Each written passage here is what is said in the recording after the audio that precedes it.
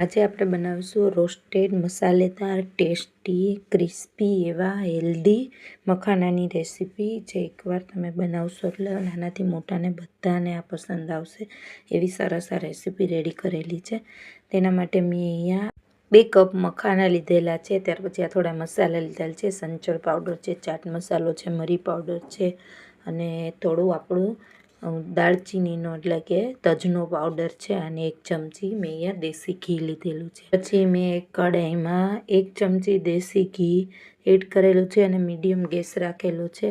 આપણી આ કઢાઈ પ્રીહીટ થઈ જાય અને ઘી ગરમ થઈ જાય એટલે આપણે સ્લો ગેસ કરી દેવાનો છે અને સ્લો ગેસ ઉપર આપણે આ મખાનાને શેકી લેવાના છે 2 થી 3 મિનિટ માટે। એટલે સરસ ઉપરથી ગોલ્ડન બ્રાઉન થઈ જશે અને અંદર સરસ શેકાઈ જશે અને એકદમ ક્રિસ્પી આપણા મખાના રેડી થઈ જશે।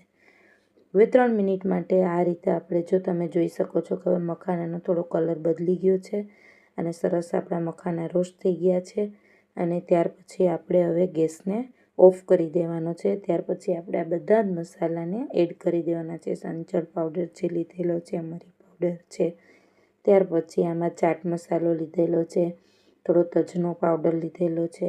આ બધા જ મસાલા એડ કરીને આપણે સરસ મિક્સ કરી દેવાના છે અને આપણે આમાં દેશી ઘી એડ કરેલું છે એટલે ઇઝીલી આપણા મસાલા બધા કોટ થઈ જશે એટલે લાગી જશે આપણે આને મખાનાને અને સરસ આપણા મસાલેદાર ક્રિસ્પી એવા ટેસ્ટી આ મખાના અહીંયા બનીને રેડી થઈ જશે। આ રીતે ચમચાની મદદથી આપણે સરસ મખાનાને આપણે બધા મસાલા કોટ કરી દેવાના છે। આ રીતે હલાવતા જઈશું એટલે બધા જ મખાનામાં સરસ આપણો મસાલો લાગી જશે અને આપણો આ મસાલેદાર ક્રિસ્પી એવા મખાના બનીને રેડી થઈ ગયા છે। ફ્રેન્ડ્સ, આ રેસીપી સારી લાગે તો મારી ચેનલને જરૂરથી લાઇક, સબસ્ક્રાઈબ અને શેર કરજો।